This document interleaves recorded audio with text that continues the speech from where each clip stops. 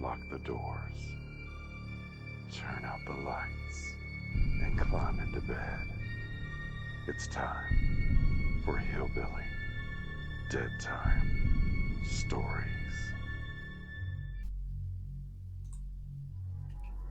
Some of your favorite memories probably involve going out to eat at a restaurant. It could be as a small child out with your parents, ordering from the children's menu and anxiously awaiting ice cream that would surely follow.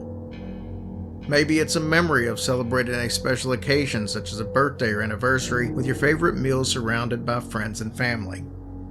You can almost always expect good food, laughs, and joy when dining at a restaurant. One thing that you probably don't expect is a ghost joining you for your meal. Sometimes this may be the case even if you don't realize it. There are millions of restaurants around the world, some of which serve liquor, some of which serve other spirits. Tonight you will learn about one in Little River, South Carolina, the Brentwood Restaurant and Wine Bistro.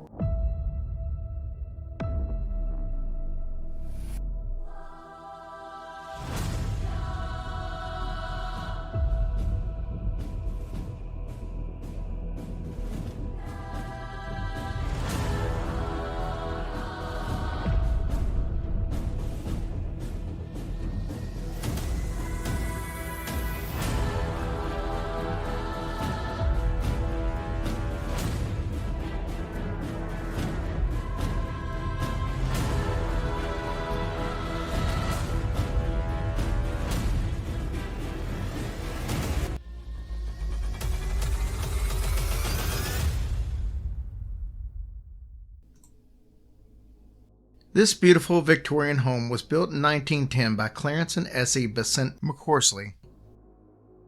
After Clarence's death in 1943, Essie started renting out some of the rooms to fishermen that were visiting the little area. This allowed her to bring in enough income to keep the home. The building was moved from its original location on the corner of McCorsley Avenue to its current location on Luck Avenue sometime in the late 1960s. After the move, the home became a restaurant by the name of Grandma Mary's, specializing in home cooking. The home was purchased 3 times in the 1970s, each time becoming a restaurant with a different name. The last restaurant would eventually close in the 1980s, and it sat vacant until the Stublick brothers from Brentwood, Long Island, bought and restored the structure. Ownership changed to Eric and Kim Masson following the retirement of the brothers in 2007, and they turned it into a fine French restaurant. After just a few weeks of owning it, the Massons quickly learned that there was something different about this place. Kim said that she would hear voices and noises when she was using the ladies' room. She assumed it was someone's radio. But a few days later, Eric had a similar experience. He said that the sounds were just a few inches from his face on the other side of the door, and he froze. He wasn't sure what to do. These types of incidents were not relegated to just the owners. Several customers on different occasions had been locked in the second-floor bathroom. Kim recalls on one instance that the customer couldn't get out. It was like the door was cemented shut. When the young woman started screaming, the door easily opened. Paranormal activity ranges from phantom noises to unexplained movements to wine glasses that regularly fall off the tables and the shelf at the bar. They don't just fall off, they crash to the ground with force. The employees and diners have witnessed multiple ghostly things in the restaurant. Disembodied voices have been heard in the hallways. Disembodied footsteps have been captured on their security cameras. Someone has been spotted in the upstairs window when there is no one on that floor. The restaurant's equipment has been seen starting and stopping on its own accord. Before the restaurant implemented a no smoking policy, ashtrays would inch to the edge of the table and then fall to the floor. Many people will leave the restaurant and go home and notice as they're flipping through their pictures that there are several orbs that they didn't notice during the time that the picture was taken. There's speculation that there may be as many as 13 spirits that reside in the restaurant. So many paranormal stories have emerged from the restaurant that it was featured on A&E's television show My Ghost Story back in 2011.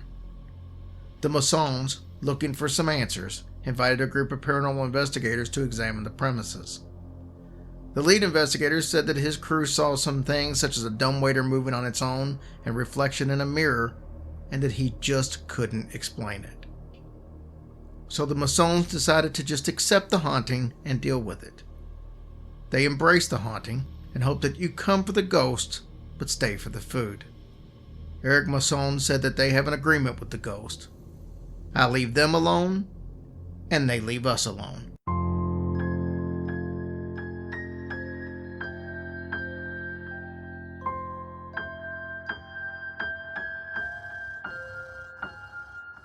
Hush, little baby, don't say a word.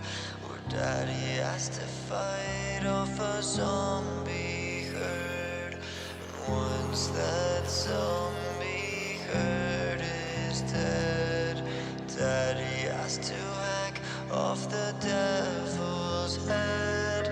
And if that devil's head gets hacked, Daddy has to hunt down a werewolf pack. And when that werewolf pack goes down, Daddy has to slaughter an evil clown.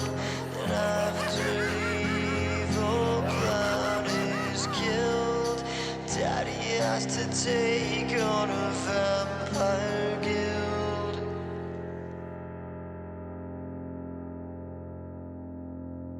So hush, little baby, don't